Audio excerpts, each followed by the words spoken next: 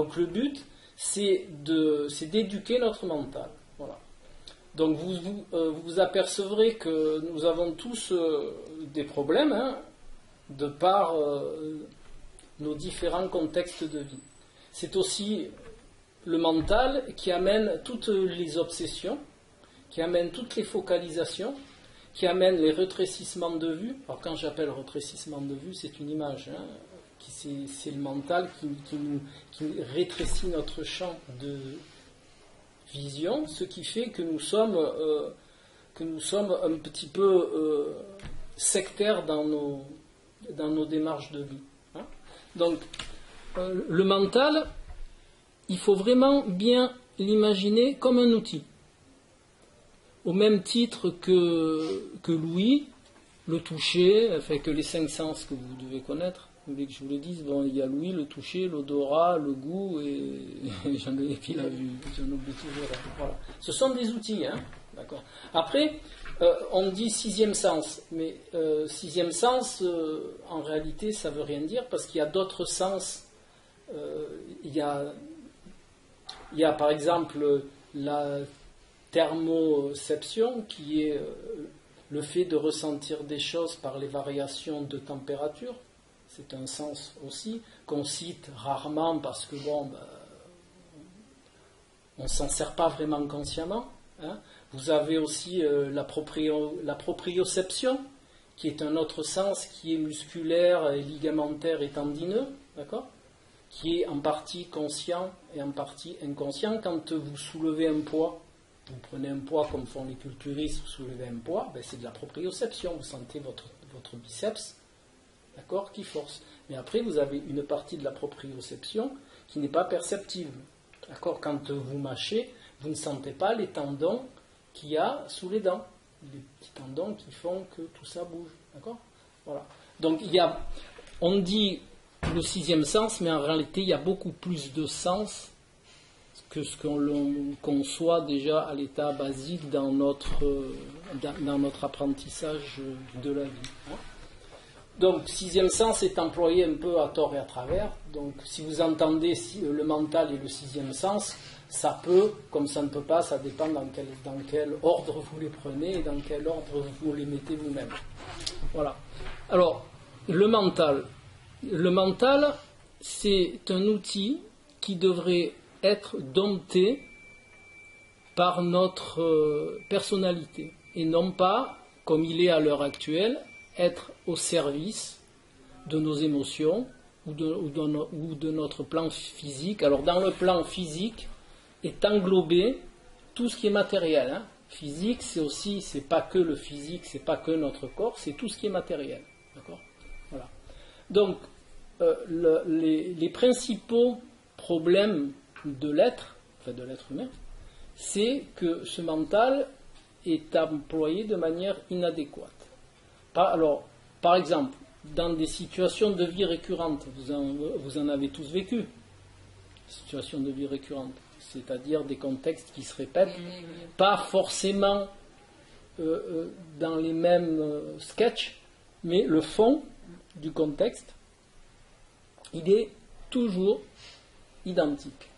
Donc, ça, c'est le signe qu'il y a des formes de pensée inadaptées. Pourquoi ? Parce que ce que l'on oublie, c'est que le mental est créateur. Donc tout ce que vous allez penser... Alors, je fais une parenthèse parce que ça peut être assimilé. Je ne vous parle pas de la méthode Coué, je suis beau, donc je vais devenir beau. C'est pas de ça dont je vous parle. Parce que c'est vrai que la manière dont c'est abordé, ça pourrait être. Mais c'est pas ça du tout. Quand je dis que le mental est créateur, c'est-à-dire que tout ce que vous allez entrevoir par votre personnalité, votre mental, comme il est sympa, va s'efforcer de le créer. Voilà. Un petit exemple, vous avez ce qu'on appelle des mentales obsessionnels. Par exemple, quand vous entendez une personne dire toujours dans ma vie amoureuse, putain, j'y arrive pas, ça se passe pas. Voilà. Et cette personne, elle se répète ça depuis un certain nombre d'années, mais avec une partie consciente et une partie inconsciente. D'accord ? Donc, si vous préférez, elle le verbalise, oh là là, ça va. Mais pour elle, c'est pas très grave.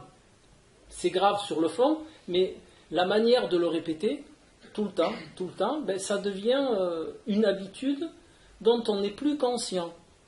D'accord ?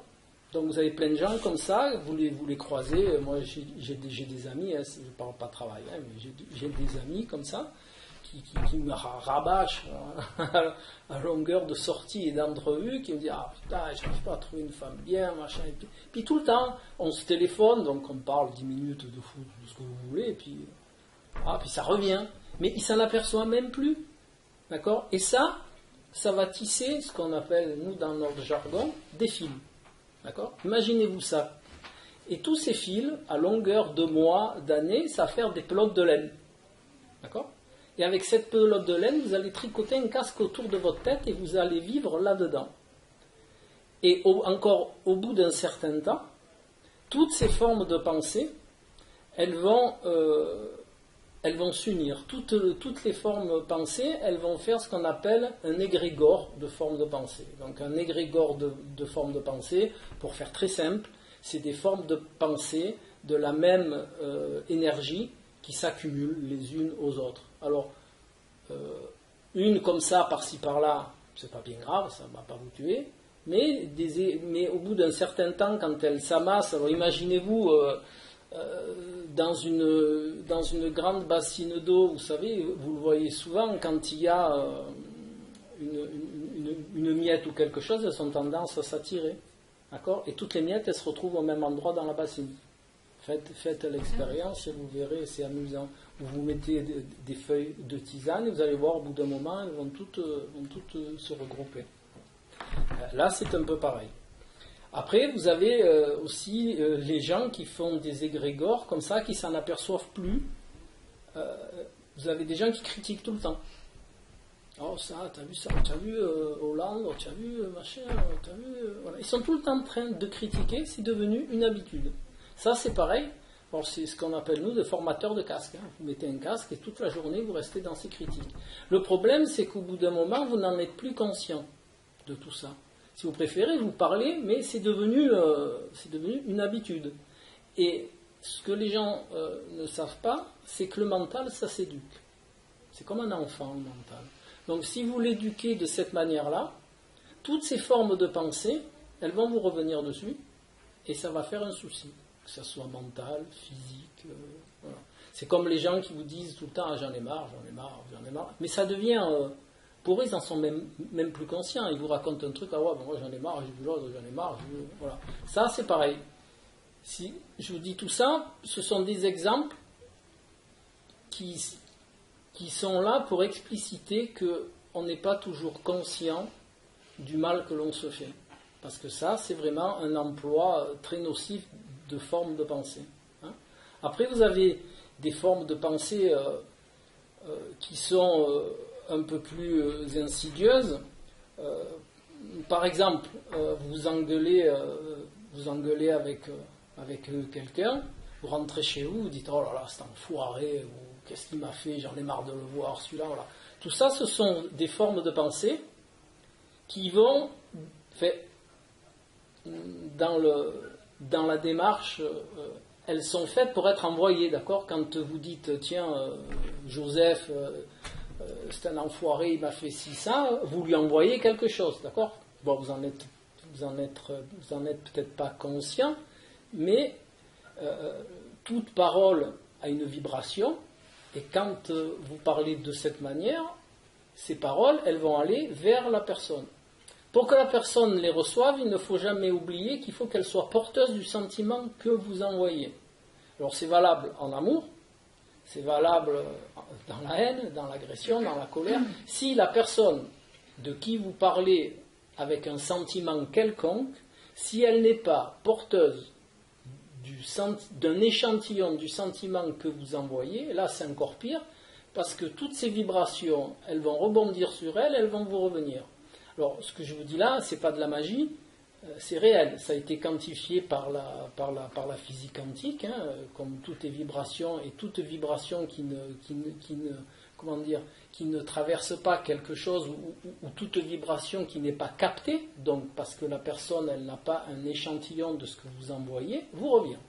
Aussi sûr que le pigeon il revient dans sa cage, eh bien, la forme de pensée elle revient. Alors, comme on dit toujours, ça passe.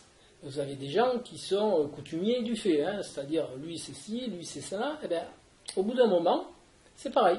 Vous allez les accumuler. Et cette accumulation va faire que il va y avoir un jackpot au bout. D'accord ? Donc, tout ça, les gens n'en sont pas conscients. C'est des habitudes, alors, en grande partie, ça vient de l'éducation, ça vient du milieu culturel, ça vient de l'endroit où vous vivez, ça vient, voilà, c'est votre construction. Et c'est aussi, quand on remonte un peu, ça peut venir de votre lignée aussi, hein, ça peut venir d'un traumatisme de l'enfance aussi, qui fait que vous structurez votre mental de cette manière. Et c'est en cela où je réponds à votre question de tout à l'heure. L'astrologie, c'est un des outils qui sert à définir de quelle manière vous êtes arrivé sur Terre. Avec quoi ? Réellement. Pas ce que vous voyez avec vos belles lunettes de couleur, mais réellement avec quoi vous êtes arrivé et ce que vous êtes. Voilà. Alors je vais prendre un exemple et je ne nommerai pas. Par exemple, vous avez une personne qui arrive avec Saturne en 7, voilà, et qui est affolée par le fait qu'elle a des unions difficiles. En plus, cette personne, elle verbalise, d'accord ? Elle verbalise et ça devient une habitude, d'accord ? Chaque fois où il y a ce domaine abordé, il y a le même discours. C'est-à-dire, je n'arrive pas, je ne comprends pas, ça ne marche pas, voilà. Et tout ça, ça tisse un casque. Et comme un motard, tous les jours, son casque sur la tête, et c'est ce qu'on appelle, nous, vivre dans un tube. C'est-à-dire, on fait une belle bulle, on met la tête dedans et on vit là-dedans. Et ça empêche, déjà, c'est un des phénomènes qui empêche d'ouvrir la vision, d'avoir la vision plus large. Hein, voilà. Alors c'est dommage que ce n'est pas un cours d'astrologie, parce que Saturne en 7 est porteur de 1000 et belles opportunités. Voilà. Mais ça sera pas une autre fois. Donc, ce que je veux vous dire, c'est que la première chose, si vous voulez avoir une vie, alors avec un travail, c'est sûr, mais beaucoup plus adéquate à ce que vous êtes, il est de bonne loi de se déformater de toutes ces formes de pensée inadéquates. Voilà. Alors vous allez me dire, comment on se déformate ? Voilà. Alors comment on se déformate ? Quelque part, il y a déjà, la première chose, c'est l'observation. D'accord ? Vous essayez de faire attention, pendant un laps de temps, à ce que vous dites. Et tout le temps. D'accord ? Bon, alors c'est sûr, quand il y a des bugs, vous ne l'entendrez pas. Mais vous pouvez vous exercer, et c'est très parlant, sur vos amis. Parce que sur vous, c'est très difficile à voir, c'est vrai. Quand on n'est pas dans la démarche, c'est très très difficile. Mais par contre, c'est très facile à voir chez les autres. C'est vrai, hein, essayez, entre amis, vous amuser, parce que moi j'appelle ça un jeu, la vie est un jeu pour moi, donc je ne me prends pas la tête. Hein. On est là pour faire un chemin, donc autant le faire avec bon cœur. Pareil. Après, je vous parlerai de la résistance, qui est aussi des formes de pensée, hein. Vous lui ferez penser. Donc, amusez-vous à voir chez vos amis, chez vos enfants, chez vos parents. Regardez, soyez attentifs et regardez comment ils fonctionnent. C'est très formateur. Vous allez voir que chez les gens, quand vous parlez avec eux depuis un certain temps, ils reviennent toujours aux mêmes choses.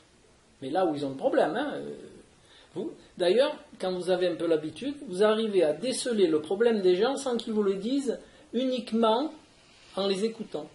Parce que leur problème va ressortir tout le temps. Parce qu'en réalité, il y a problème parce qu'il y a focalisation la plupart du temps. Hein, et la focalisation, c'est ce qu'il y a de plus nocif. Il ne faut pas l'oublier. toute forme de pensée inadéquate est nocive. Alors, je fais juste un petit aparté sur la nocivité. Ça peut aller très loin. On n'en parlera pas ce soir parce que je sais que ça passe pas à certains niveaux de conscience, donc c'est pas de la prétention, mais c'est vrai qu'après on sort un peu du niveau égo. Hein. Mais par exemple, quand vous avez, et je prends l'exemple de Nice, à Nice, la vue extérieure de Nice, c'est une ville très agressive. Vous demandez aux gens qui viennent à Nice, ceux qu'ils ont ressenti, c'est de l'agressivité. Même les gens qui vivent à Nice nous disent à Nice c'est très speed et très agressif pour ceux qui sont un petit peu en recul. Ceux qui vivent vraiment dans ce flou, dans ce flot, ils ne le voient pas bien. Ils le ressentent un peu parce qu'ils sont un peu comme ça, mais ce n'est pas encore bien visible.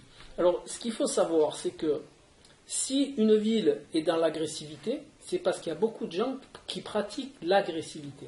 Et toute cette agressivité, c'est pareil, ça peut agir au niveau d'une ville, mais ça peut agir au niveau d'un pays.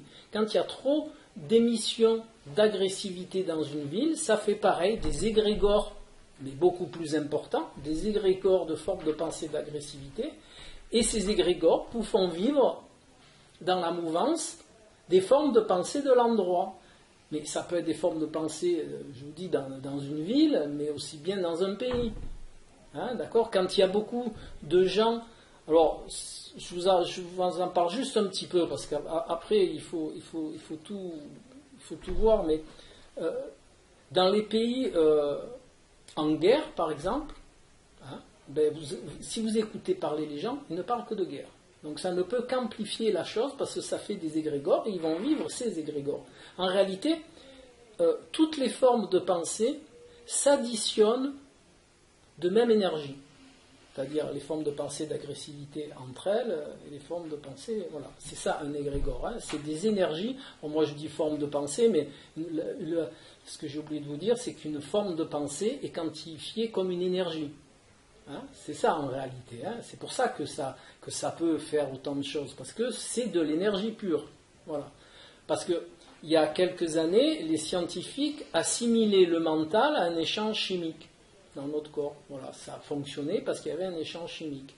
Après, il y a une autre partie des scientifiques qui assimilait le mental à des impulsions électriques, puisqu'on a mesuré des impulsions électriques dans le cerveau. Donc, ils se sont dit, bon, s'il y a des impulsions électriques, eh bien, le mental, c'est ces impulsions électriques. Sous-entendu qu'une impulsion électrique, c'est de l'énergie. Hein, donc, bon.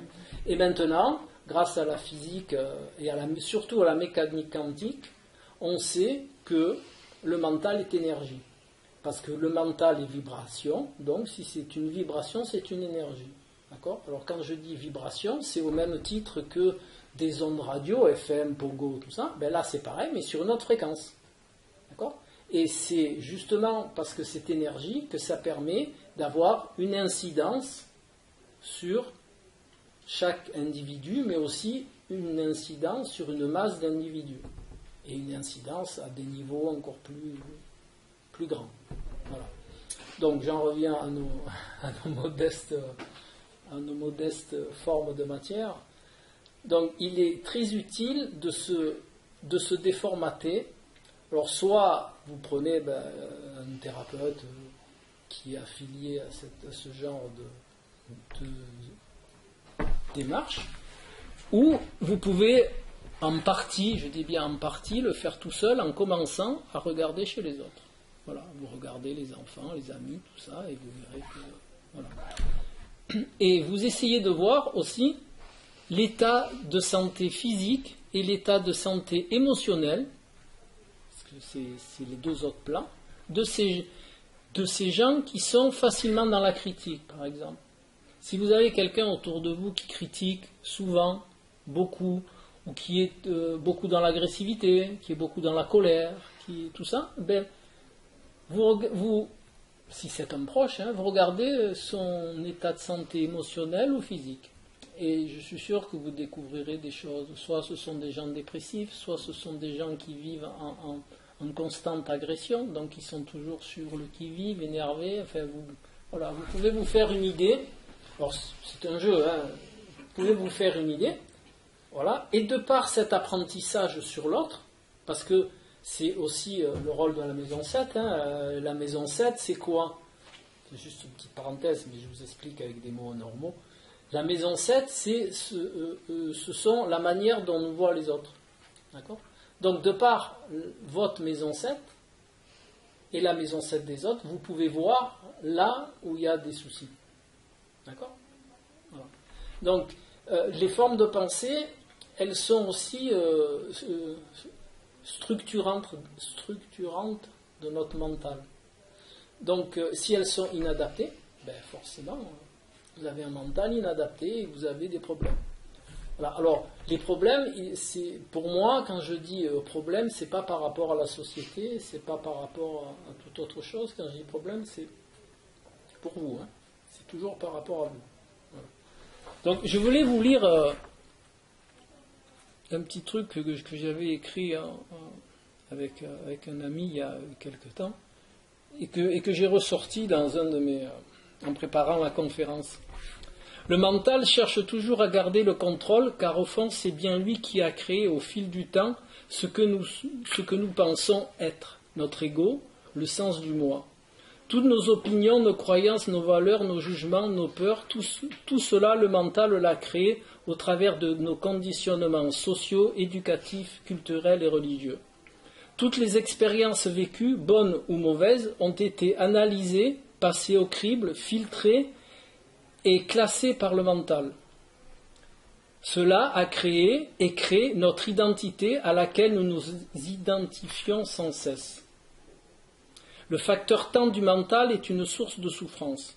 Nous ramenons le passé dans l'instant présent en repassant et en ressassant sans cesse des événements qui ne se sont pas déroulés tels que nous aurions souhaité et nous nous projetons dans le futur en nous demandant comment nous allons faire pour vivre avec ceci ou sans cela.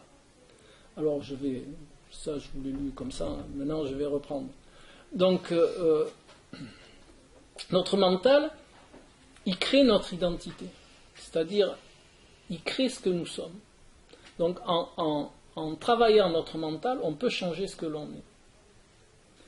Et je fais quelques apartés à l'astrologie parce que c'est l'outil qui sert en général.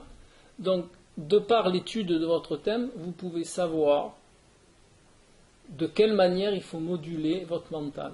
Alors, le mental, en astro, il est, pour ceux qui en font un petit peu, il est décrit comment? Alors, le mental, il est décrit par la maison 3. D'accord? C'est mental et communication. Il est décrit donc par le maître de la maison 3, c'est-à-dire le gouverneur de la maison 3. Il est défini aussi en partie par la Lune, parce que la Lune, c'est ce que j'appelle l'inconscient, c'est l'inconscient émotionnel. Il est aussi régi par Neptune, qui est l'inconscient de masse. Hein, c'est-à-dire l'inconscient universel. Vous savez qu'on est tous reliés par notre mental à l'inconscient universel. Donc l'inconscient universel, c'est quoi? C'est la masse des inconscients de tous les êtres vivants sur Terre. On est tous reliés. Parce que justement, nos paroles et nos corps sont vibrations, donc on est tous reliés par le corps éthérique les uns aux autres. C'est pour ça que vous avez certaines personnes, alors moi j'emploie pas le mot voyant, tout ça, mais j'emploie plutôt une autre définition. Vous avez des gens qui ont une hypersensibilité, justement, et qui peuvent, à des moments, se connecter à l'inconscient universel et avoir des flashs sur telle ou telle chose.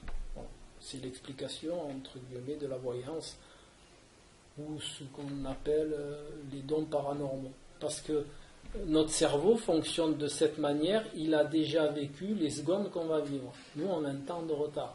Donc notre cerveau, il a un petit peu d'avance, si vous préférez. C'est comme une montre, quand vous regardez la seconde, elle est passée.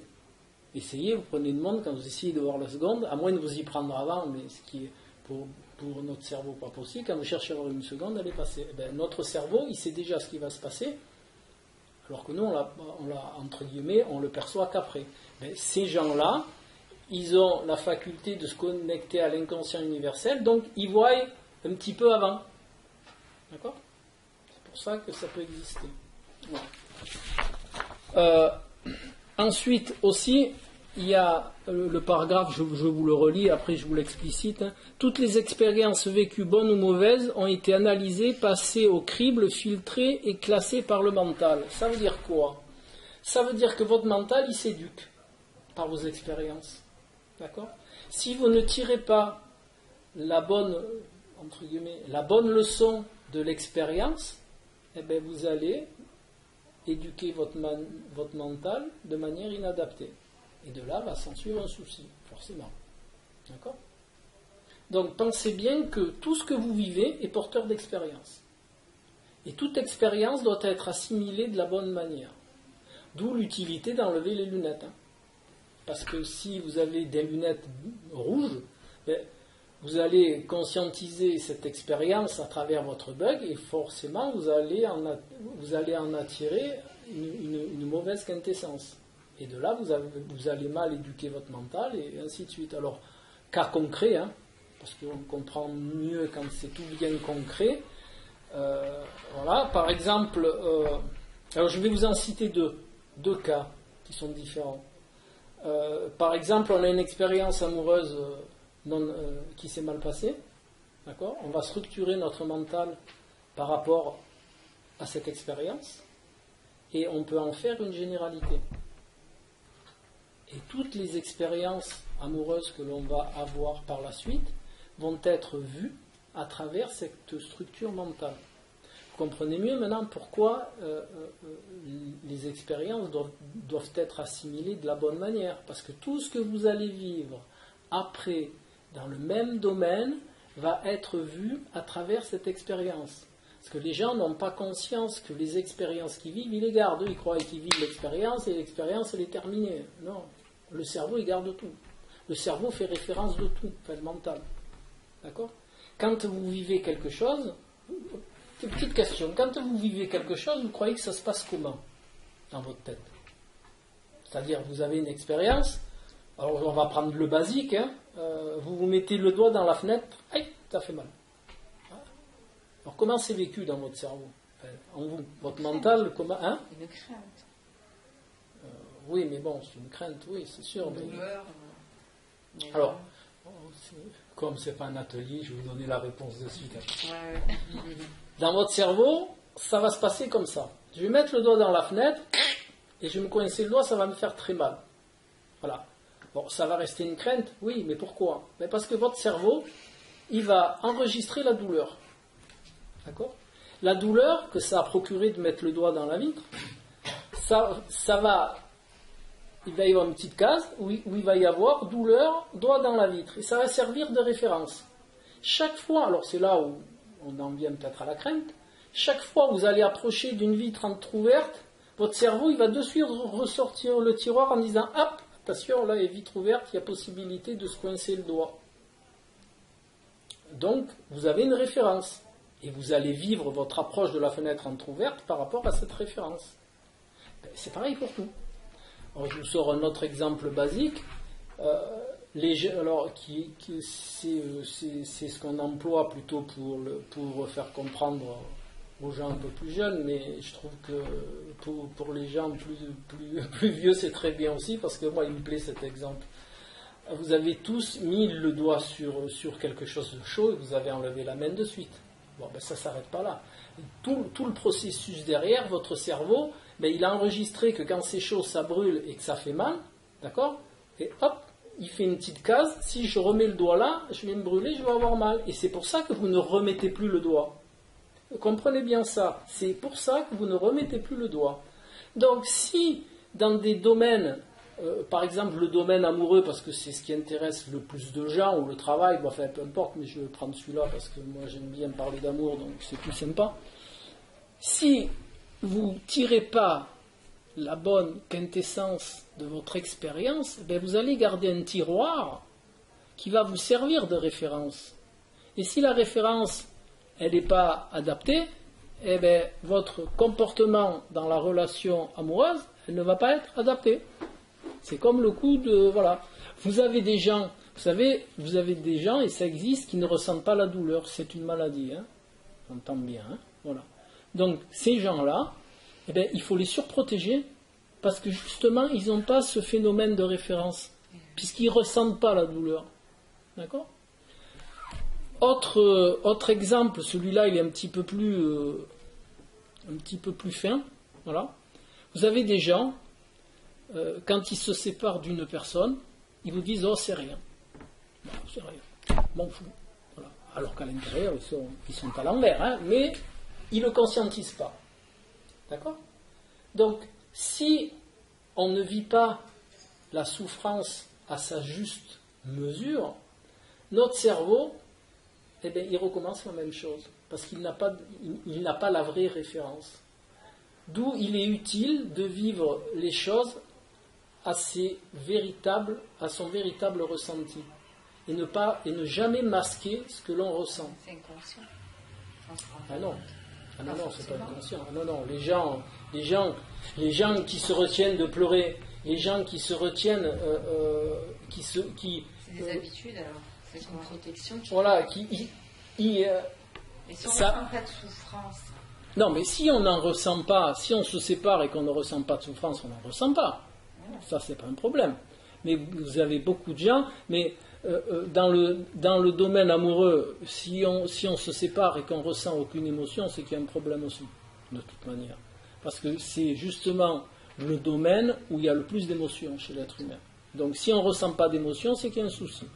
Voilà. Quel qu'il soit, mais il y a un souci qui peut être... Il y a des lunettes. Voilà, il y a des grosses lunettes même, je dirais.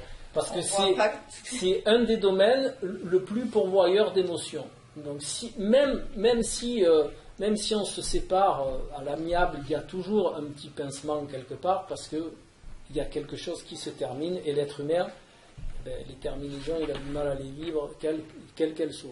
Voilà. Donc pensez toujours, si vous ne tirez pas la bonne expérience, enfin la bonne quintessence dans l'expérience que vous vivez, ça fait une fausse référence dans le cerveau.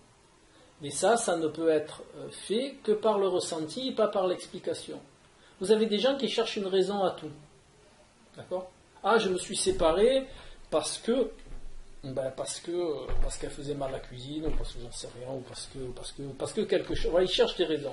Mais rien que ça empêche la bonne référence, le bon référencement. Parce que toute explication d'un ressenti vous coupe de votre ressenti.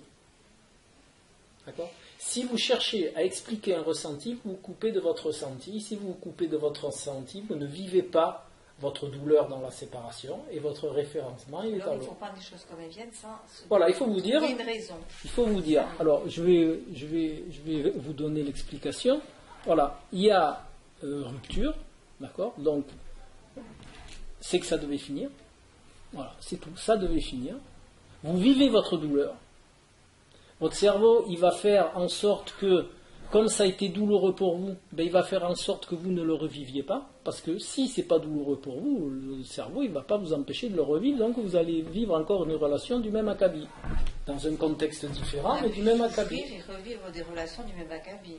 Et ça c'est quand on est très très buggé. Mais si on tire, si on tire la bonne quintessence et qu'on a le ressenti réel, moi je vous prie de croire qu'on ne revit pas deux fois la même chose. Parce que notre cerveau, il fait en sorte, justement, c'est ça le rôle du mental. Le rôle du mental, si on l'éduque bien, c'est de ne pas revivre deux fois la même chose qui nous a fait souffrir. Si on revit deux fois la même chose qui nous a fait souffrir, c'est qu'on a mal corrigé. C'est tout. Voilà. Et qu'on a mal tiré la quintessence. Je le sais, je suis passé par là. Alors après, avec le recul, voilà, c'est comme ça. Voilà. La quintessence, expliquez-nous la quintessence. La quintessence, c'est le fondamental qui a attiré de l'expérimentation. C'est la quintessence, c'est l'essence première. Vous voyez ? Non. Dans la relation, si, mais aller plus loin, parce que... Ben, retirer la quintessence, oui, mais on peut se tromper. ne pas comprendre la fait. Non, là je vous parle de ressenti. Donc le ressenti ne nous trompe pas. Quand vous avez envie de pleurer, pleurez. Oui. Vous avez des gens, ils se retiennent. Eh ben, votre cerveau, il ne peut pas mettre en référence. Par le ressenti. Il faut vivre une relation par le ressenti. Non, il faut tout vivre par le ressenti et pas par l'explicité. C'est pour ça que je vous disais, il ne faut pas expliciter un ressenti. Vous vivez tout par le ressenti, ce qui va permettre à votre cerveau de faire ces petites références. D'accord ? Et quand il va se présenter quelque chose où il va y avoir similitude, il va sortir la référence, il dit ça la dernière fois ça m'a fait mal, j'en veux plus. Allez hop, dégagez. Voilà, c'est le même système, c'est pour ça que je vous ai expliqué le doigt dans la fenêtre. C'est pareil, le doigt dans la fenêtre, votre cerveau, il va vous dire, mais pas le doigt, ça va faire mal. Mais c'est pareil. Ah non. C'est que ça n'a pas été bien conscientisé si vous récidivez. Croyez-moi, j'ai beaucoup de gens et quand c'est bien référencé, ça se représente pas. Et ça, sans ça, on se brûlerait le doigt toute la journée, on se coincerait les doigts toute la journée. Et voilà. C'est notre système de fonctionnement qui est comme ça. C'est pour ça qu'on arrive à se préserver de choses, c'est parce qu'on en a vécu l'intensité douloureuse, d'accord ? Et qu'ensuite, on peut s'en servir de référence. D'accord ? Voilà. S'il n'y avait pas ce système-là, eh bien, on referait éternellement les mêmes choses, et de la même manière. Voilà. Donc c'est pour ça que je vous fais toutes les parallèles. Alors ça, c'en est une, mais il y a aussi le bug dont nous sommes porteurs. Là, c'est un autre système. Il faut se débugger. Et se débugger, ça se passe en 3 temps. Il y a la prise de conscience, le repérage, et ensuite la correction. Là, vous vous débuguez et vous enlevez une paire de lunettes. Ou un voile, comme vous voulez. Donc si vous en avez qu'un, vous avez tout gagné.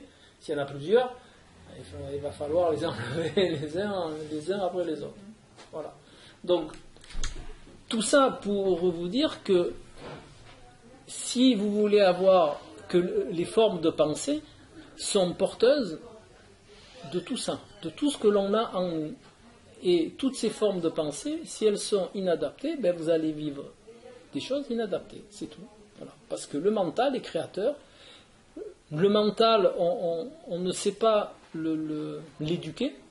D'accord ? Si vous n'avez pas à l'école 2 heures d'éducation du mental. C'est dommage. Hein, c'est très dommage, mais ça existera. Hein, ça existera plus tard, mais bon, ça existera parce qu'on y va de toute manière, on se rend de plus. Et un exemple qui est aussi parlant, c'est toutes les réactions placebo. Les réactions placebo, ça vient du mental aussi. Voilà, c'est régi par le mental. Vous avez des études où il y a plus de résultats par le placebo que par la molécule. Donc voilà. Hein? Donc vous avez toutes ces démarches-là qui sont responsables de vos problèmes, hein, qu'ils soient professionnels, santé, amoureux, machin. Maintenant, le but de votre passage sur Terre, alors c'est vrai que c'est un petit peu difficile à voir pour les gens qui ne sont pas tournés dans ce sens-là, mais le but de notre passage sur Terre, c'est de progresser, hein. C'est pas de rester ce que la majeure partie des formes de pensée a fait de la société, parce que notre société est le résultat de nos formes de pensée. Alors, pour être plus basique, on dit simplement que la société, c'est pas la société qui fait les humains, c'est pas dans ce sens-là que ça marche. C'est les humains qui lui ont fait la société. Donc, les humains, c'est quoi ? C'est nos formes de pensée communes qui ont fait ce que l'on vit. D'accord ? Et vous voyez bien que c'est pas très adapté à l'individu. C'est très adapté à l'individu physique, donc à la matière, mais ça s'arrête là. Mais tout l'autre côté, il est malheureux. Hein, vous avez de plus en plus de gens, alors ils ne se tournent pas tous vers des démarches comme ça, mais vous avez plein de gens qui se tournent qui cherchent la religion. Il y a des gens qui reviennent à la religion, mais plus à la religion individuelle. Je parle pas d'aller à l'église, hein, vous avez des gens qui se tournent beaucoup vers le bouddhisme, vers les religions philosophiques, comme ça, parce que en même temps, d'un semblant d'espoir, on leur donne une structure de vie. Faites ça comme ça, faites ça comme ça, faites ça comme ça. D'accord ? Voilà. Donc, je vais aussi vous dire un autre petit truc que j'ai trouvé très joli, qui n'est pas de moi. Mais bon, il est joli. Il existe un sentier silencieux qui se faufile entre deux pensées et qui ouvre sur l'espace infini de la conscience, et voilà que notre présence se révèle. Elle est comme un océan limpide et clair d'où coule une source inépuisable d'amour. Alors les pensées s'inclinent et s'écartent pour laisser couler la lumière de la conscience dans toutes les parties de notre être, jusque dans les moindres cellules de notre corps. Voilà. Alors qu'est-ce que ça veut dire ? Ça veut dire quoi ? Ça veut dire que quand on arrête de penser, de temps en temps, c'est bien. Voilà. Parce que on ne peut pas se trouver soi-même. Alors, quand on a déjà enlevé, alors je vais vous le reprendre du début, quand on a déjà enlevé pas mal de lunettes, de voiles, et qu'on commence à pouvoir entrevoir la lumière, on ne peut pas se trouver soi-même si on ne fait pas taire nos pensées. D'accord ? Si on ne fait pas taire toutes nos formes de pensée. Alors, c'est de là où depuis je sais pas, ça doit faire quelques dizaines d'années, où la méditation est à l'honneur. D'accord ? Parce que c'est moi j'y adhère pas trop, hein, mais pourtant j'ai tout essayé, pleine conscience. Parce qu'avant de parler, j'expérimente. Si j'ai pas expérimenté quelque chose, j'en parle pas, c'est même pas la peine. Voilà. Donc, la méditation est un moyen de faire taire nos pensées et de pouvoir être relié à notre essentiel. Voilà. Maintenant, je vous dis pourquoi j'y adhère pas trop, parce que il y a beaucoup de méditations qui sont dirigées à notre époque. Ce que j'appelle moi la méditation qui vous permet de vous retrouver un petit peu, c'est justement la méditation sans besoin. Ce que j'appelle la méditation sans attente. Voilà. Alors la méditation sans attente, vous vous mettez dans un endroit calme, où que ce soit, vous fermez les yeux et stop. Alors au début, vous allez vous mettre à penser, vous avez vu comment ça marche, hein, vous allez avoir 10 000 pensées à la seconde, et puis avec l'habitude, mais surtout, il ne faut pas les arrêter. Hein. Surtout, ne cherchez pas à les contrôler, ce n'est pas possible. Parce que déjà, vous allez mettre votre attention sur ces formes de pensée, et la méditation est à la base. Voilà. Donc surtout, vous ne les contrôlez pas. Vous les laissez passer, et à la fin, vous allez prendre l'habitude de les regarder. Elles vont passer comme des voitures sur une autoroute. Et puis, au fil du temps, elles vont passer de plus en plus doucement, il va y avoir moins de trafic sur la route. Jusqu'à un moment où il ne va plus y avoir de voitures. Donc de forme de pensée. Et c'est là où vous allez pouvoir, certains, vous relier à vous-même. Mais c'est très long, et surtout c'est des genres de méditation qui sont très peu employés, puisqu'il n'y a pas de but. Mais c'est le but d'une vraie méditation, c'est qu'il n'y ait pas de but. C'est pas de vous relier à ça, c'est pas de ci, c'est pas de là. Non, c'est ce qu'on appelle dans le Tao la loi du vide. Voilà. Le Tao prône la loi du vide. Pourquoi ? Parce que c'est une philosophie où c'est dans le vide qu'on se retrouve. Tout bizarre que ça puisse paraître, mais c'est ni plus ni moins que d'enlever les formes de pensée pour pouvoir se retrouver avec soi-même. Et le Tao, c'est ça, c'est la loi du vide. Voilà. Donc, ils sont un petit peu en avance, les orientaux là-dessus, mais maintenant ils prennent du retard, parce que le matérialisme, il arrive chez eux à grands pas. Voilà. Et qui vont droit sur leur ego, donc ils vont droit dans le matériel. Mais sachez que si vous voulez vous faire un jeu, vous vous mettez le soir, ça prend pas longtemps, hein, vous mettez ce que vous avez, 5 minutes, 10 minutes, voilà. Et vous essayez de regarder toutes vos formes de pensée passer. Et vous verrez qu'au bout d'un moment, vous allez vraiment les voir passer. Au début, ça fait un peu drôle, mais vous allez les voir passer. Vous allez vous sentir un spectateur comme si vous regardiez un film. Vous allez les voir passer. Mais vous n'allez pas Vous n'allez pas les vivre quelque part. Donc vous apercevrez vraiment que votre mental, il travaille sans vous. Voilà, il vous fait...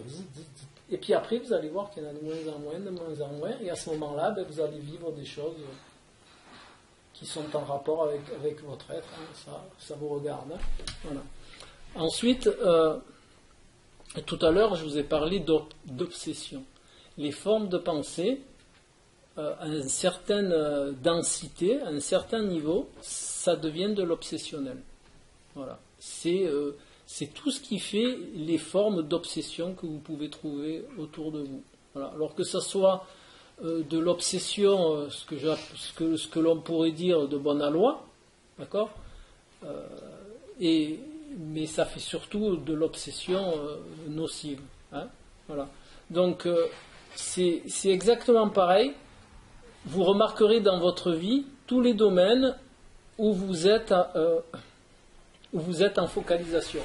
Si vous êtes en focalisation dans un domaine, ça veut dire que vous avez créé beaucoup de formes de pensée qui vous ont enfermé dans ce domaine. Voilà. Et il est très utile d'en sortir très vite. Parce que plus vous allez y rester, et moins vous allez vous rendre compte que vous êtes dans l'obsession. Mais en réalité, vous allez être de plus en plus obsédé. Et de là, votre champ de vision, il va se rétrécir, et vous ne pourrez plus vivre que par rapport qu'à un seul axe. Et donc, vous allez vivre dans l'enfermement. Voilà. Et là, après, ça demande une grande démarche pour pouvoir sortir de ce genre de tube. Ça s'appelle un tube en réalité. Hein. Plus ça se rétrécit. Voilà. Donc vous avez des questions? Je ne sais pas, qui m'a dit? La résistance. Vous devez résistance. Parlez-nous de la résistance. Ah oui. C'est vrai. La résistance, c'est aussi une forme de pensée qui empêche toute progression dans l'évolution. Voilà. La résistance, c'est chaque fois où vous avez des formes de pensée qui résistent à un ressenti, celles-là, elles sont très nocives. Voilà. Alors, comme exemple, quand vous ressentez quelque chose, ça vous est arrivé, ça arrive à tout le monde, hein.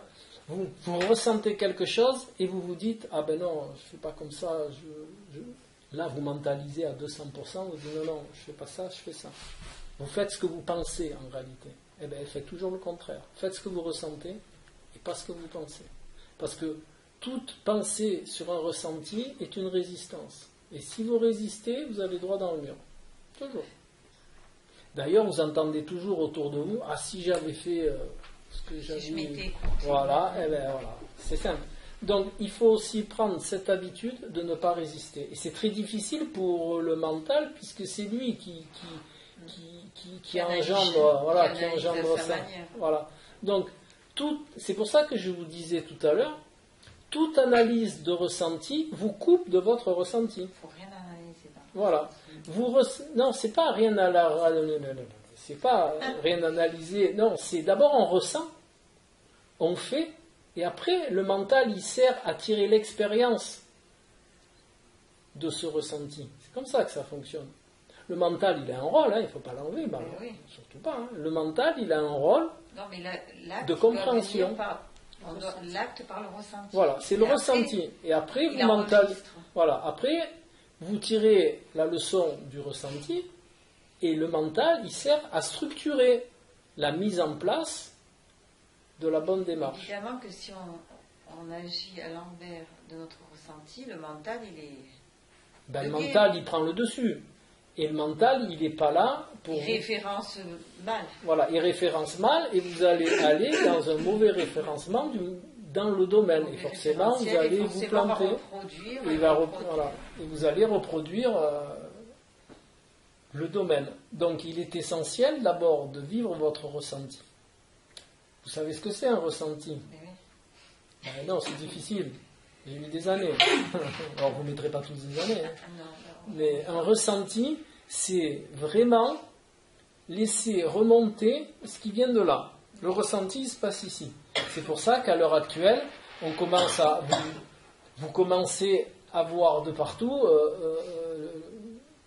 l'intestin, deuxième cerveau.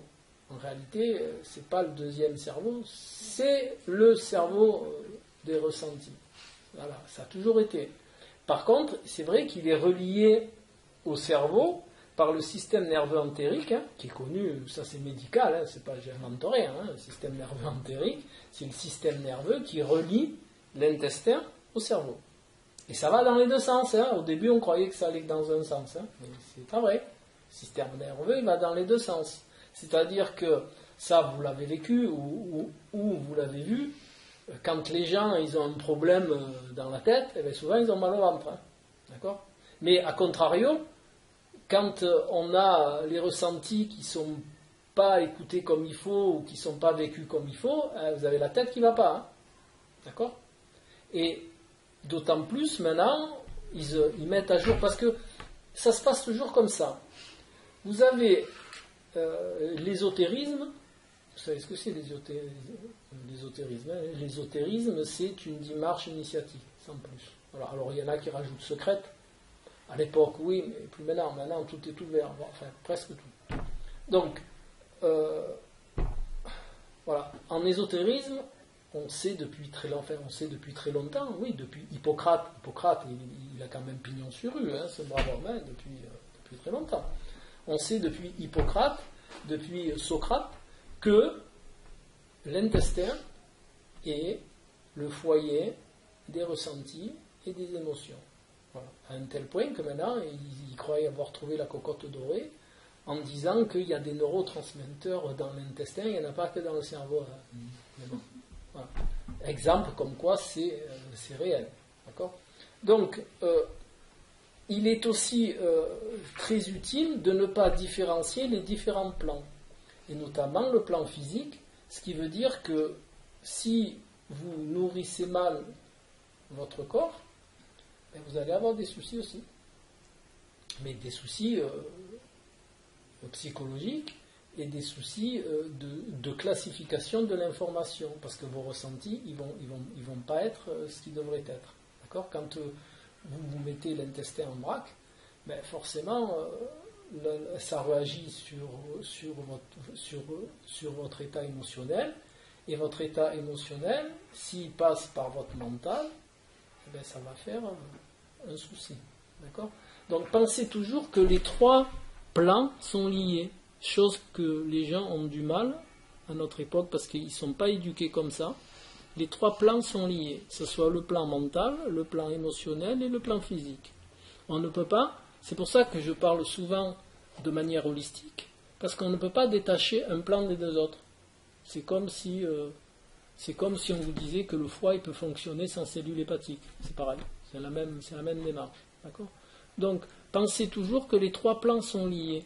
Parce que vous avez des gens, ils viennent vous voir, vous disent « Ah oui, moi je suis centré, tout ça, machin, voilà, et ça fait 3 jours que je bois du rosé et que je fais des barbecues. » Je suis désolé, mais quand on a une démarche, ce que je vais dire, entre guillemets spirituelle, on ne se murge pas au rosé le week-end. Ça ne va pas. Votre cohérence, elle ne peut pas fonctionner. Parce que une démarche spirituelle, c'est prendre en compte de manière holistique l'être que vous êtes. Vous n'allez pas la semaine méditer et le week-end vous bourrez. Ça ne fonctionne pas. C'est ce qu'on appelle de la spiritualité matière. Oui, ça existe et on y passe tous. Ça fait partie de la connaissance du chemin. D'accord ? Mais si ça peut vous servir, sait-on jamais, sachez qu'on ne peut pas séparer les trois corps. Voilà. C'est comme l'émotionnel. Vous avez des gens qui vous disent « Ah ben moi je médite tout ça, ouais mais tu sais, émotionnellement je suis un peu à l'envers, je me suis séparé 3 fois, machin, voilà. » Ça ne fonctionne pas non plus. Parce qu'on est un être fait de plusieurs parties. Vous avez l'exemple que je cite toujours, vous avez la cellule du foie dans votre corps, vous avez une cellule du foie, elle a une vie propre de cellules hépatiques. D'accord ? Elle a sa vie, la cellule. Mais en même temps, elle a la vie, elle participe à la vie du foie, puisque c'est elle qui participe à la vie de l'organe. Et cet organe, il a une vie propre, c'est votre foie. Donc il sert à épurer les graisses. D'accord ? Voilà. Et vous portez le foie, mais en même temps, vous avez une vie d'être humain, d'accord? Donc, on ne peut pas séparer la cellule hépatique d'un côté et le foie de l'autre et mettre l'être de l'autre, ça ne fonctionne pas. Ben, de même manière, quand on veut avoir une démarche cohérente, ben, il faut prendre l'ensemble en compte. Et si vous regardez bien autour de vous, pas sur vous parce que c'est très difficile, mais si vous regardez bien autour de vous, la cohérence, elle ne court pas les rues. Hein. D'accord? Vous avez des gens, ils vont vous dire « Ah, moi je déteste le bleu », puis le lendemain, ils vont venir habiller en bleu. T'as mis du bleu? Oh, ben oui, j'ai mis du bleu. Voilà. Ben, c'est incohérent. Si vous dites « J'aime pas le bleu », je ne vais pas mettre du bleu. Si j'aime pas, je sais pas, si j'aime pas le vin rouge, je ne vais pas boire du vin. Ça, c'est des exemples basiques. Mais à tous les niveaux, vous avez une incohérence phénoménale. D'accord? Donc, c'est sur tous ces points-là qu'il faut travailler si vous voulez commencer à vous déformater. C'est voir là où vous êtes incohérent. C'est voir là où vous ne laissez pas passer vos ressentis, où vous mettez du mental dessus. D'accord? C'est regarder les autres, déceler chez les autres les manières inadaptées, parce que de par miroir, ça va vous permettre votre apprentissage pour voir chez vous. D'accord? Il est toujours plus facile, vous connaissez le proverbe, de voir la poutre dans le chien que la paille dans le sien. Voilà. Donc, amusez-vous, parce que la vie est un jeu, amusez-vous à faire tout ça, et vous verrez que ça va être porteur pour vous. Parce que vous allez voir des choses chez les autres, vous allez dire, tiens, si ça c'est comme ça, moi je dois pas être... je dois avoir quelque chose aussi. Parce que souvent, quand on se regarde soi, ce qui est tout à fait normal, on est très indulgent. Hein? On est bien, non, ça va, tout ça. Voilà. Et on est beaucoup moins indulgent avec les autres. On voit plus facilement. Donc regardez chez les autres et vous verrez chez vous-même. Voilà. Regardez aussi les situations récurrentes. Parce que celles-là sont porteuses directes. C'est ce qu'on appelle travail à faire direct. Voilà. C'est ce que vous renvoie la vie. Elle vous renvoie dans un chemin et voilà, il faut y aller. D'accord? Après, vous pouvez regarder dans quelle strate sociétale vous vivez. D'accord? Parce que c'est porteur aussi. Hein? Il y a une image, mais c'est parce que c'est pas... Il faut la prendre à sa juste mesure. Quand quelqu'un il doit chercher sa nourriture parce qu'il n'a pas de supermarché, vous prenez quelqu'un qui vit en pleine brousse et qui doit aller chasser pour manger, il a moins de temps pour travailler ses ressentis et éduquer son mental. Mais c'est tout à fait normal, parce qu'il est à un autre niveau d'expérience. On n'est pas tous au même niveau d'expérience, sans ça il y aurait la cohue. Donc on est tous dans des classes différentes, et on vit sa classe. Et quand on a fini une classe, on passe dans une autre. Hein?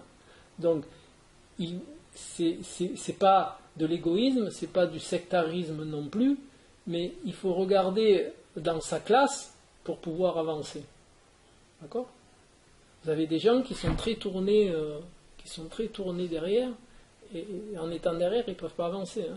Donc il faut regarder, il faut, si vous préférez, il faut prendre vos cours à votre niveau, mais ce n'est pas un niveau d'échelle de valeur, hein, je le répète toujours, parce que c'est vrai que ça, quand on dit niveau, forcément, mais bon, il n'y a pas que des niveaux avec une échelle de valeur, il y a des niveaux, parce que si vous prenez la géologie, vous avez des strates géologiques, et c'est pas pour ça que la strate d'en bas, elle est moins bonne que celle d'en haut. Toutes les strates ont été utiles pour construire la montagne. C'est dans ce sens-là où je le dis, hein, d'accord ? C'est pas de la valeur, hein, entendons-nous bien. Voilà. Ensuite, il est aussi utile d'essayer de s'extirper de la mouvance générale. S'il y a une chose dont je ne vous ai pas parlé, c'est la différence qu'il y a entre la généralité et la globalité. C'est deux choses totalement différentes. Il y en a une qui est acceptable et l'autre non. La généralité, c'est aussi des formes de pensée très nocives. Alors c'est quoi la généralité, vous allez me dire? La généralité, c'est tous ces gens qui, à longueur de temps, d'une expérience, en font une généralité. D'accord? Alors, je vais vous citer les plus répandus. Les hommes, c'est tous des cons. Tous les mecs, on ne peut pas compter sur eux.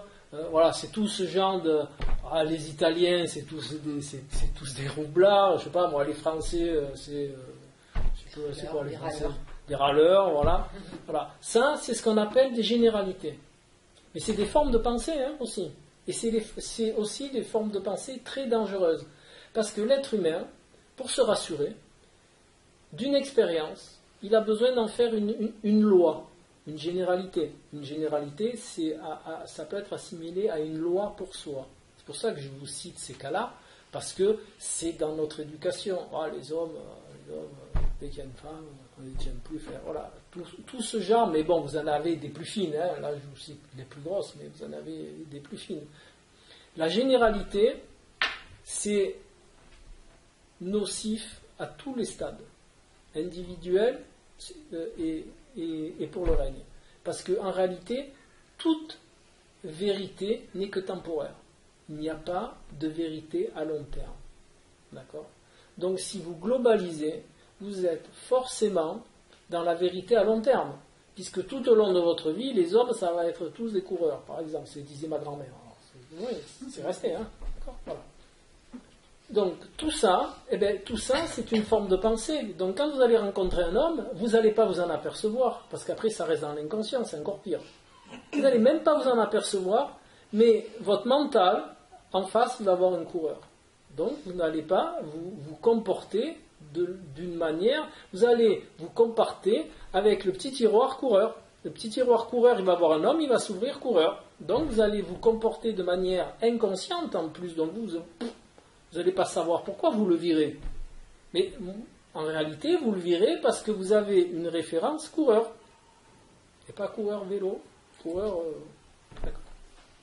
Voilà. Donc, les généralisations, c'est aussi quelque chose qu'il faut déceler en soi et s'en débarrasser le plus tôt possible. Donc, je vais vous donner un outil. Voilà. De temps en temps, vous vous trimballez avec un dictaphone. Voilà. Quand vous êtes en réunion amicale, donc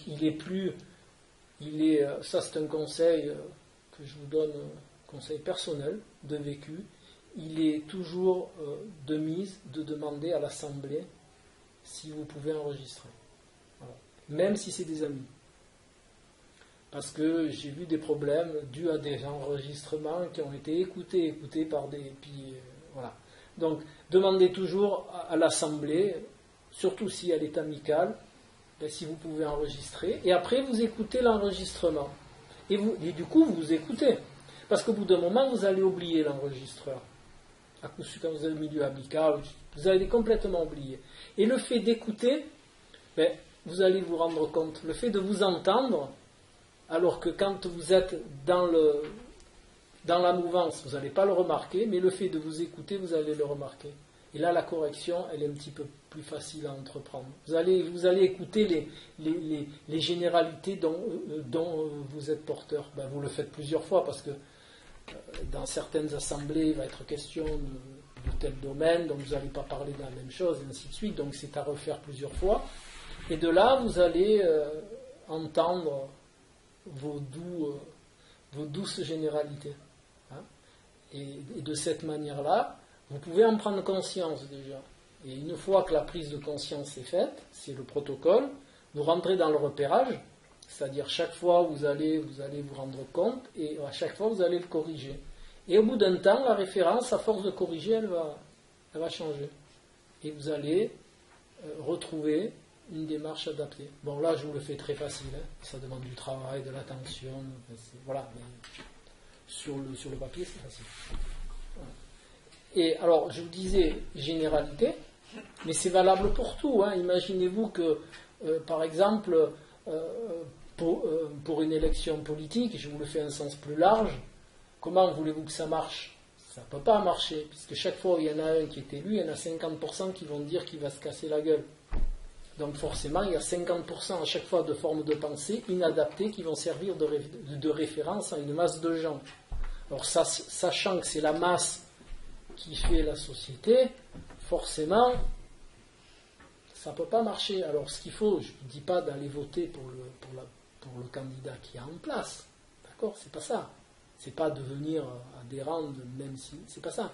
C'est juste d'éviter la forme de pensée, il va se casser la gueule, il va faire ce qu'il a à faire. Bon, ça vous convient, ça vous convient pas. Mais d'éviter d'envoyer ces généralités. Ah, encore la gauche va se casser là, encore la droite, encore ci, encore là.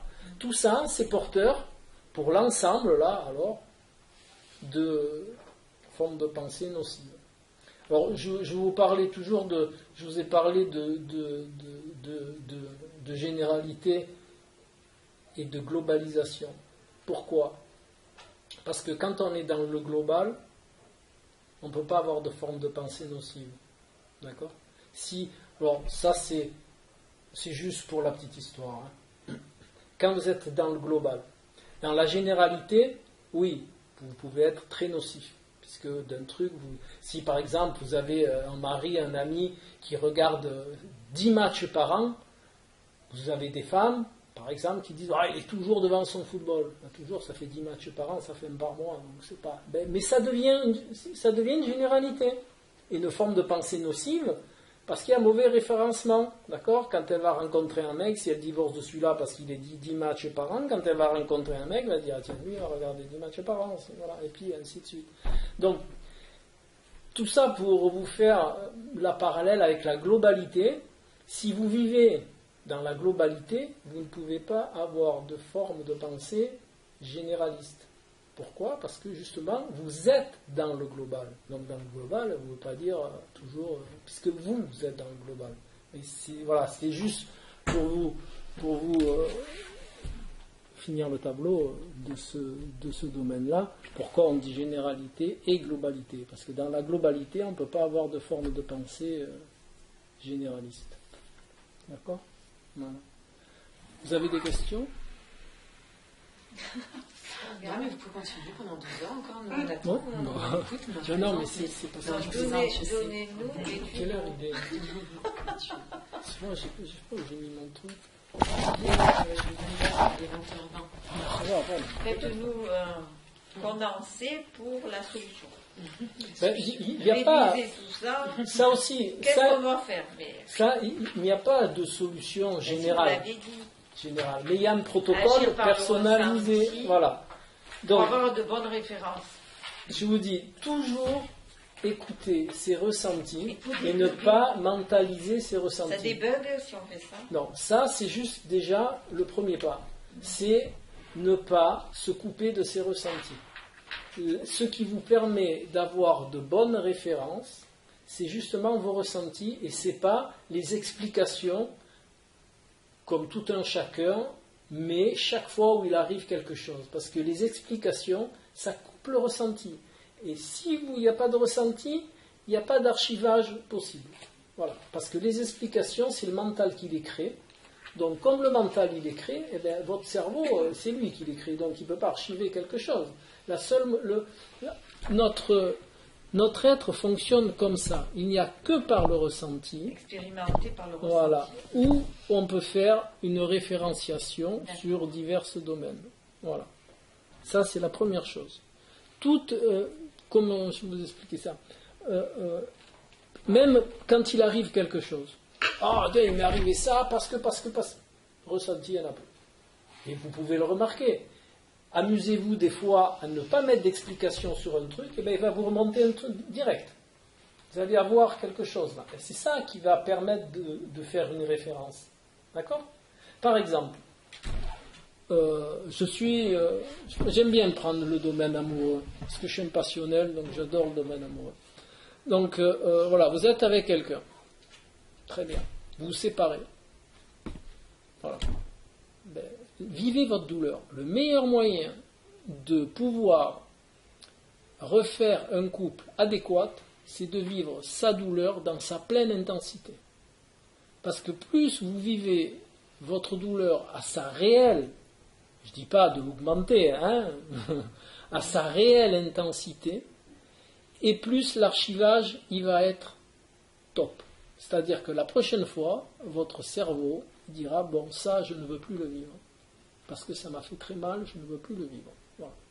Donc, la prochaine rencontre, elle sera plus adaptée à ce que vous êtes. Parce que justement, votre cerveau va vous mettre dans des contextes ou vous n'allez pas revivre ce que vous avez expérimenté. Voilà. Parce qu'il a une référence.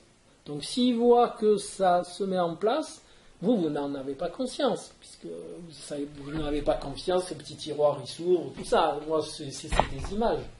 Il y a des gens qui souffrent énormément et qui pour autant retombent mal. Oui, mais c'est parce qu'ils comment vous dire ça? Ils souffrent, mais ils souffrent dans leur bug. Ils souffrent pas. Il faut débugger parce que sinon on n'y arrivera jamais. C'est ça. Oui. C'est ça. Il faut débugger. Pour débugger, c'est le thème astral. Non, c'est pas. Le thème astral. Le thème astral. Bon, alors comment vous débuguez? Il vous donne des indices. Voilà. Oui, mais comme il dit. Quand vous êtes bugué dans un domaine, d'accord? Mais comment le voir déjà? Déjà par rapport à ce que au contexte, par rapport. Ça, c'est du mental. Par rapport au miroir de la vie. Voilà. Le miroir de la vie, c'est les contextes, c'est les autres, c'est les gens que vous avez autour, voilà. C'est là où vous avez un retour. Voilà. Si par exemple, dans votre travail, vous êtes toujours à couteau tiré, c'est que vous êtes dans l'agression. Mais l'agression, elle ne vient pas des autres. Hein. Rien ne vient des autres. Voilà. Déjà, la première chose à savoir, c'est que rien ne vient des autres. Les contextes. Je ne suis pas d'accord. Après on en discute, on va prendre votre. Je finis ça et puis on prend votre exemple. Voilà. Non, mais c'est toujours intéressant Voilà. Le contexte, il n'est jamais responsable. C'est vous qui êtes responsable du contexte, toujours. Les contextes, c'est vous qui les créez pour avoir un retour et pour savoir quoi travailler. Mais ça, on le sait, mais bon. Voilà. Et oui, mais si vous n'êtes pas ouverte, c'est ce que je vous parlais de vision. Si vous avez les œillères comme ça, il faut les écarter. Et comment on fait? En regardant ce qui vous est renvoyé. D'accord? Vous regardez les contextes et qu'est-ce qui vous renvoie. Si vous êtes dans l'agression, ça veut dire que vous êtes agressif et qu'il faut travailler sur votre agression. Voilà. Alors vous allez me dire comment on travaille sur l'agression. Déjà en prenant conscience, et après, ensuite, par le repérage, dans les situations où vous êtes agressive, et après, quand vous regardez comment ça se fait, comment ça se met en place, comment vous mettez en place l'agression, d'accord? Et par sa compréhension, vous pouvez la corriger. Là, c'est l'analyse alors. Voilà. Après, vous pouvez corriger. Vous observez, mais bon, après l'agression, il y a plusieurs définitions, il y a plusieurs causes à l'agression. Il y a la peur de l'étranger. La plus répandue, c'est la peur de l'étranger. Pourquoi un être humain il est agressif? Parce qu'il a peur de l'inconnu, il a peur de l'étranger. Et pas de l'étranger noir, jaune, bleu. Hein. C'est pas de cette peur de l'inconnu, de l'étranger, de ce qu'il ne connaît pas, donc il se conforte dans ce qu'il se connaît. Et la réaction à l'approche de l'étranger, de ce qu'il ne connaît pas, est l'agression. C'est une défense, l'agression. Ben oui. Voilà. Ça peut venir aussi d'une souffrance. Non, ça vient toujours. Oui, mais ça vient toujours d'une peur. Si on vous fait du mal, ça vient toujours. Ça vient de l'autre, ça vient pas forcément de soi. Non, si on vous fait de mal, c'est nous qu'on l'a demandé. Voilà, si on vous fait du mal, c'est que vous êtes demandeur. Vous savez, c'est toujours la même démarche. Il n'y a pas de bourreau sans victime. Hein. Bon, alors comment on fait pour plus demander? Il faut voir d'où ça vient. Pourquoi vous êtes dans ce contexte-là? Après, c'est personnel. Alors, pourquoi vous n'êtes pas d'accord, chère madame? Moi, je trouve qu'il y a des gens agressifs. Je pense qu'au début, on est assez naïf. Non, mais donnez-moi un cas concret. Bon, si vous avez... Dans le boulot, on n'a rien demandé. Il y a des gens agressifs et on s'aperçoit qu'il y a d'autres personnes qui sont... Moi, j'ai l'impression qu'il y a des gens dictatoriaux. En dessous, il y a des collabos là, qui leur lèchent les bottes. Et en dessous, il y a les esclaves et les rebelles, quoi. Et il faut sortir un peu de ce truc. Et donc, par exemple, vous, dans les boulots, j'ai déjà vu ça. Donc, vous dites, il ne faut pas de responsable. Certains endroits, ils ont enlevé les responsables, l'homme identifié, chef, qui donnait ses ordres. C'est la plus méchante, la plus vieille qui prend le pouvoir. Moi, je l'ai vu dans plusieurs trucs. Mais c'est vrai, on le voit. Qui prend le pouvoir. Elle a ses 2-3 dindons là qui la suivent comme ça. Et en dessous, il y a les esclaves et les rebelles. Donc moi, je suis un peu entre les deux, mais vite fait, je me casse. Donc, on va dire plutôt que je suis esclave le temps d'être coincée. Mais je vois qu'il y en a qui sont esclaves. Et après, il y en a qui pleurent. Oh, ouais, mais c'est à côté de chez moi. Au lieu de se casser et... vous avez les réponses dans votre discours, vous avez toutes les réponses. Donc, la première chose, comme je vous ai dit tout à l'heure, s'il y a un esclavagisme, c'est qu'il y a, alors là je vous parle vraiment en thérapeute, en conseiller, voilà. Non, c'est qu'il y a un manque de limites. Tout être humain doit savoir poser ses limites.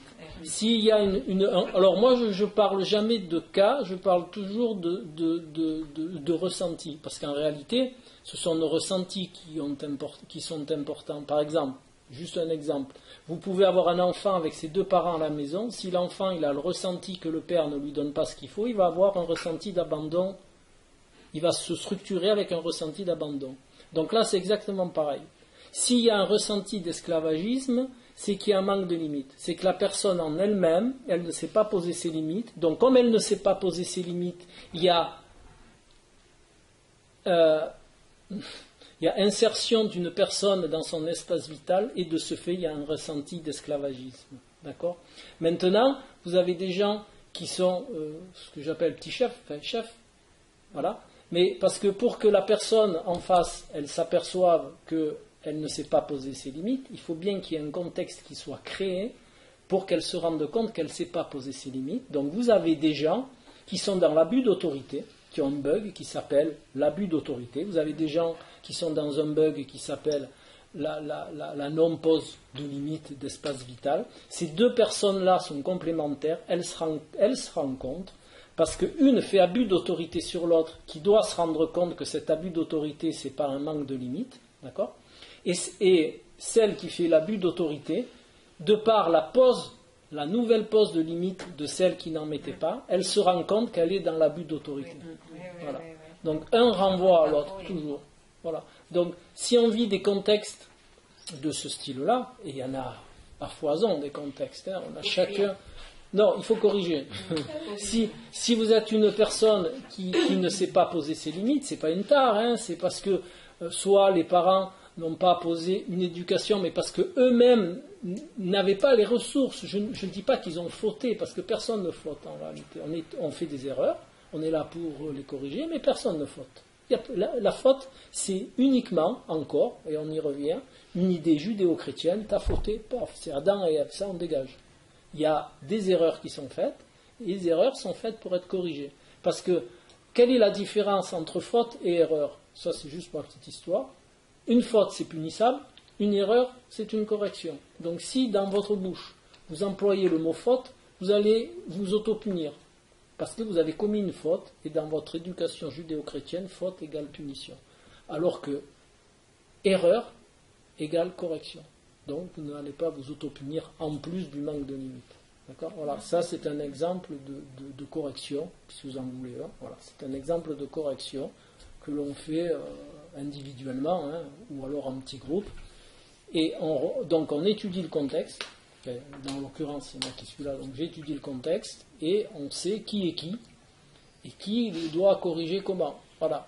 Mais bon, quand il y a le problème de limite, en général, le problème de limite est toujours accompagné d'un ou deux autres bugs, parce qu'ils sont interdépendants. D'accord ? On n'en finit jamais. Quoi. Mais c'est pas qu'on n'en finit jamais, c'est qu'on est là pour ça, en réalité. Voilà, on n'est pas là... on n'est pas là pour cela. Voilà. Tous les deux, c'est bon. Très exactement. Donc tout ça, c'est interconnecté, si vous préférez, au même titre que tous les règnes de la nature sont interconnectés. Donc je vais vous faire un petit test. Voilà.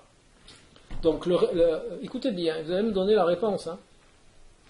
Le règne minéral, il sert au règne végétal. Parce que là, vous êtes d'accord ? Bon. Le règne végétal, il sert au règne animal. Forcément. D'accord aussi. Bien sûr. Bon, et le règne animal, il sert au règne humain. On ne peut pas, on va pas dire le contraire. Ouais. Pas que ça, mais voilà. Et le règne humain, il sert à quoi ? Spirituel ? Oui, mais il sert à quoi? À la planète, à l'univers. Voilà. À tout Donc ça. nous, on a une utilité aussi que l'on doit travailler. Et donc c'est pas par les voilà. Donc c'est pas par les vacances avec la télé 4K nouvellement sortie que ça va se faire. Voilà, les C'est par un travail, personnel. Alors il y a une image que je donne aussi parce que je la trouve très sympa. C'est l'orchestre philharmonique. Hein. Vous avez vu comment c'est foutu un orchestre, comment c'est fait, un orchestre philharmonique. Vous avez des musiciens, hein, vous avez des violonistes, des contrebassistes, des saxophonistes. Chacun joue sa partition. Chacun joue de l'instrument qu'il a appris, tout seul, d'accord, en individuel. Mais tout ça, c'est pour avoir une harmonie d'ensemble. Eh bien, nous, c'est pareil. On a tous nos corrections à un niveau individuel à faire, mais toutes ces corrections à un niveau individuel vont amener un ensemble de corrections du règne, et notamment de ce qu'on en a fait, de notre société. Donc, sachant qu'on est tous... Ah, il y a une troisième chose que j'ai oublié de vous dire. Sachant qu'on est tous, on a tous une infime part de responsabilité dans le foutoir dans lequel on vit, pour être honnête. Hein.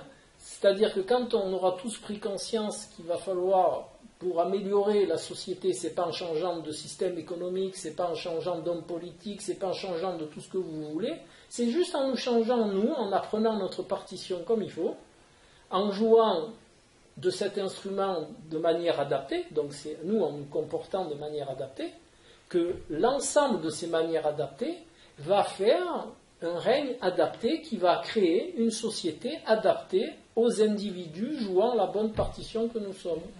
On est minoritaire pour l'instant. Oui, mais c'est un travail, ça va se faire. Ça va se faire, mais ça, c'est forme de pensée. Vous voyez, forme de pensée, comme elles sont généralistes. Ah oui, bon, ça, voilà. Non, si vous voulez une forme de pensée adaptée, c'est oui, ça va se faire. Forme de pensée non adaptée, ouais, c'est pas maintenant, c'est dans 2000 ans, dans 3000 ans, on va avoir 15 000 nuits. Agrégat de forme de pensée, et hop, petit nuage, petite averse. D'accord? Voilà, là, vous avez l'exemple d'une forme de pensée généraliste. Voilà. Et c'est sur ça qu'il faut travailler au niveau individuel. Moi, je parle pas de... C'est vrai que dans la démarche spirituelle, à proprement parler, il y a... alors c'est vrai, normalement on part du global à l'individu. Mais dans la majeure partie des cas, quand on est des gens comme nous dans la matière, si je vais vous parler du global d'abord, vous allez déconnecter de suite, vous n'en avez rien à faire du global, puisque ce qui nous intéresse, c'est nous à notre niveau égotique, il faut le dire. Moi, j'ai pas honte, hein. J'aime bien le global, et de temps en temps, j'aime bien revenir un peu sur mon ego. Hein. Bon, ben voilà. Et je suis pas Gandhi, je ne suis pas Bouddha, et tout ça. D'accord ? Voilà. Ensuite, qu'est-ce que c'est que je voulais vous dire que j'ai dit que je vous ai pas dit ? Troisième chose. Ah, je me rappelle plus. Ouais. Ça me revient. Il y a aussi autre chose. Il y a un autre outil, mais il est peut-être un petit peu plus difficile à aborder. Il vient après. Ce sont les mythes qui sont porteurs d'indices. Voilà. Par exemple, les travaux d'Hercule sont porteurs d'indices. Ça n'a jamais existé, hein, sauf dans les films de machin. Mais tous les mythes qui ont traversé depuis que l'homme est sur Terre, parce qu'en réalité, on ne sait pas d'où ils viennent. Enfin oui, on sait à peu près d'où ils viennent, mais c'est plus ancien que tout ce qui peut avoir traversé l'histoire de l'humanité. Ce sont les mythes. Hercule, c'est... depuis l'Égypte ancienne, on parle d'Hercule. Et pourtant, ça a perduré dans le temps. Mais ça n'a pas perduré pour rien. Tous les mythes, qu'ils soient d'origine égyptienne, grecque, puisque les mythes grecs viennent de l'hermétisme égyptien. Hein, l'hermétisme, c'était Hermès Trismégiste, 3 fois grand, c'est celui qui détenait la philosophie universelle, en passant. Et tous les mythes viennent de l'hermétisme. Bon, quand les Grecs ont envahi l'Égypte, ils ont pris les mythes, Socrate il les a mis à sa sauce. les Chinois, pareil, les peuples nordiques, eh ben, ils en ont fait Odin, le Valhalla et tout ça, Thor et tout ça, d'accord? Mais tout ça, ce sont des archétypes qui sont là pour nous apprendre comment nous comporter, d'accord? Je vous en cite juste un comme ça, juste pour la petite histoire. Par exemple, quand on dit que Hercule, il a tué femmes et enfants, il a tué ses professeurs, d'accord, avant de partir faire ses travaux. Ça veut dire quoi? Ça veut dire qu'il a tué personne, ce brave homme. Hein. Ça veut dire juste qu'il s'est déformaté de tout. Il s'est déformaté du milieu familial, c'est l'image en tuant femmes et enfants. Il s'est déformaté du milieu social, c'est-à-dire en tuant tous ses professeurs, mais c'est une image. C'est-à-dire je me suis déformaté, je me suis extrait du milieu familial, je me suis extrait du milieu culturel, il s'est extrait du milieu sociétal, il est allé faire ses travaux. Ses travaux, c'est quoi? C'est des expérimentations pour apprendre à vivre en tant qu'être. D'accord? Ah, c'est tout simple. Et ce sont des indices. Moi, j'aime pas dire, c'est pas des routes tracées. Ce sont des indices pour ceux que ça intéresse, parce que tout le monde n'est pas intéressé par les mêmes démarches. En plus, il y a des gens qui vont être intéressés par ça. Allez, bonsoir. Vous avez des gens qui vont être intéressés par les tarots. Moi, j'ai appris les tarots depuis 25 ans et je me régale avec les tarots, mais pas les tarots, pas les tirages, machin. Les tarots, par exemple, quand vous tirez la force, la carte de la force, ben, la carte de la force, c'est quoi? C'est le mental qui prend le dessus sur le niveau primaire. Le lion de la carte, vous connaissez la carte de la force un peu? C'est une dame qui ouvre la bouche. Et ça veut dire quoi? Au niveau spirituel, ça veut dire que c'est le mental qui prend le dessus sur l'émotionnel. D'accord? C'est le spirituel qui prend le dessus sur le primaire. C'est une dame, enfin c'est un être, s'ils ont mis une dame, c'est un être, puisqu'elle a le 8 à l'infini. C'est une dame qui est arrivée à dompter ses instincts.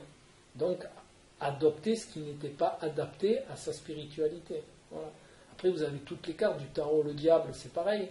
Le diable, il tient l'instinct humain par les deux petites figurines, les deux petits bonhommes que vous avez qui tiennent par une chaîne. D'accord? Ça veut dire quoi? C'est l'être primaire qui est enchaîné, voilà, qui est dépendant de ses instincts primaires. Donc, vous avez tout un tarot comme ça qui est très sympathique à employer. Après, vous avez... je pratiquais aussi le grand, le normand, c'est un plaisir à pratiquer. Ce sont des cartes avec des mythes. Avec les mythes, vous avez la poison d'or, vous avez Hercule, enfin bon, vous avez... Voilà, vous connaissez tous les symboles déjà. Voilà, c'est très intéressant, voilà, mais c'est un autre outil. Mais l'astrologie reste l'outil, enfin pour moi, reste l'outil. Le Yiking aussi, c'est très intéressant, mais c'est pas aussi complet. D'accord, vous en avez plein comme ça d'outils qui sont agréables, mais après, pour changer, ou ils ont un autre abord sur lequel on peut travailler, mais c'est pas aussi complet. Voilà. Et ensuite, qu'est-ce que je peux vous dire sur la démarche pour que ça soit... Oui, travailler la cohérence. Parce que déjà, on peut pas mal se débugger si on cherche à être cohérent avec soi-même. Voilà. Moi, j'ai aussi beaucoup de parents qui ont problème avec leurs enfants. Et le premier problème, vraiment la première source, c'est l'incohérence des parents. C'est pas le gamin. Le gamin, lui, il peut rien. C'est les parents. Ils sont incohérents au maximum. Fais pas ça, puis 10 minutes après, bon, tu peux le faire. Mais le gamin, lui, ses références, elles sont buggées complètes. D'accord? C'est la veille, non, tu ne manges pas de chocolat. Puis le lendemain, tu manges du chocolat. Eh bien, le gamin, lui, comment voulez-vous qu'il se structure? Il va se structurer. Quand il va arriver à l'adolescence, déjà que bon, l'adolescence est un passage pour un enfant, mais si en plus il a été éduqué toute son enfance dans l'incohérence, ça ne va pas le faire. Hein. Vous avez des enfants? Oui. C'est dur, hein? C'est pas évident. Hein? C'est une répétition. Hein? Oui, c'est une éducation. Et en plus, il n'y a pas de mode d'emploi. Hein. On éduque par rapport à ce que l'on est. Donc c'est pour ça que je vous dis, les enfants dont les parents ne savent pas mettre leurs limites, eh bien, les enfants, ils vont être des adultes qui ne vont pas savoir mettre leurs limites. Donc non seulement l'intérêt de travailler pour soi, c'est aussi de travailler pour ses enfants et de travailler pour les enfants des enfants. C'est pas que pour soi. Hein. Donc vous avez aussi les problèmes de lignée. Vous avez par exemple des lignées d'obèses. C'est parce qu'il y a un travail qui n'est pas fait dans la lignée. Il n'y en a pas un de la lignée qui a fait un travail, ou qui a commencé à faire un travail. C'est pour ça que je vous dis, c'est une correction personnelle, mais qui a une telle incidence sur beaucoup plus grand qu'il est vraiment utile de faire à tous les niveaux. Parce que sans ça, voilà, on ne peut pas avoir de bons résultats si on ne prend pas le temps aussi.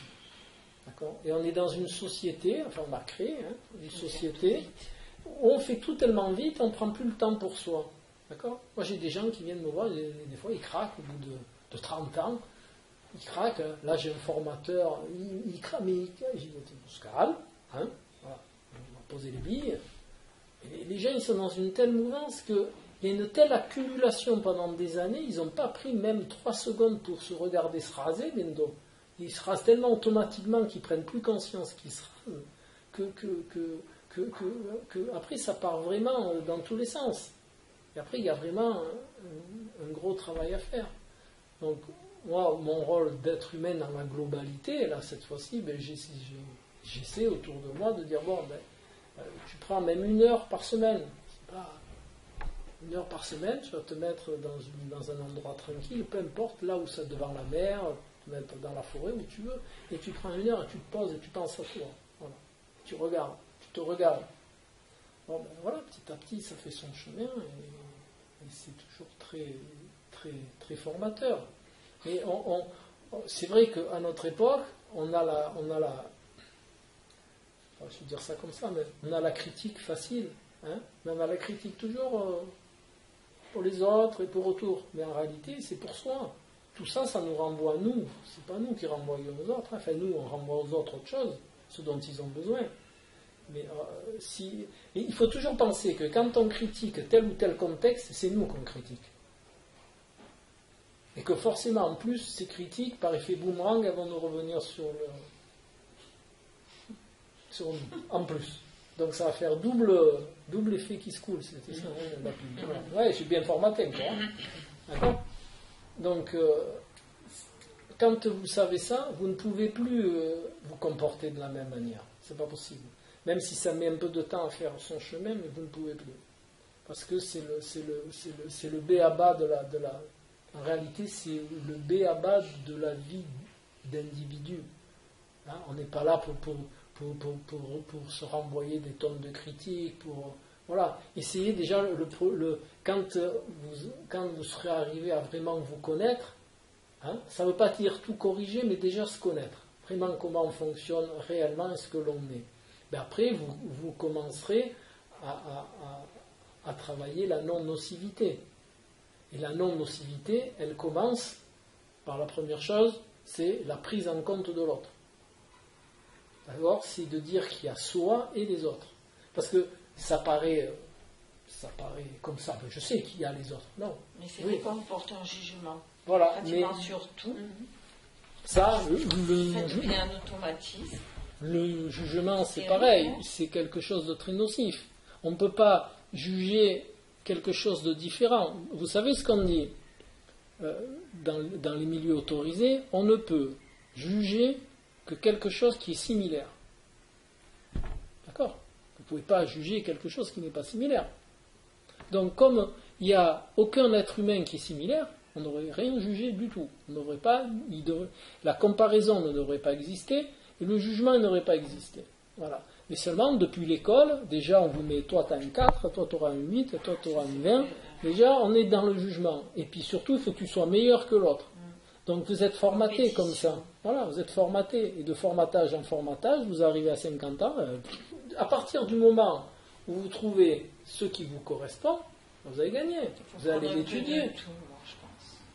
Non, je pense que surtout, il y a quelque chose qui correspond à chaque être. Voilà. Il y a une démarche qui correspond à chaque être. Vous avez des gens qui vont être tournés vers l'astro, vous avez des gens qui vont être tournés vers les tarots, d'autres vers la religion, d'autres ils vont partir en pèlerinage, d'autres ils vont passer par la méditation, et tout est utile. De toute manière, il faut tout expérimenter. C'est ça que je voulais vous dire tout à l'heure. Il y a un mot qu'il ne faut jamais oublier et qu'il faut garder toujours en tête toute sa vie, c'est expérimentation.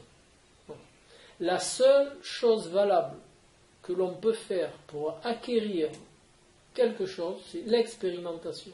Vous pouvez avoir tout le savoir de la planète, si vous n'avez rien expérimenté. Alors, la différence entre savoir et connaissance, vous le savez, le savoir, c'est emmagasiner des informations et ça s'arrête là. La connaissance, c'est la même chose, mais avec l'expérimentation en plus. Voilà. Donc, pour moi, le savoir, ça n'a pas de valeur. Seul a de valeur la connaissance. Donc, expérimentez tout ce que vous pouvez. Il n'y a que comme ça que vous arriverez à progresser. Et dans tous les domaines. Voilà. Expérimentez. Il vous arrivera rien. Il vous arrivera rien. C'est une image. La finalité, elle sera toujours bonne pour vous. Toujours. Expérimentation, c'est la seule chose qu'il y a de valable dans la vie. Parce que vous savez pourquoi ? Il n'y a que comme ça que le cerveau il peut archiver. C'est par l'expérimentation. Mais archiver de manière adéquate.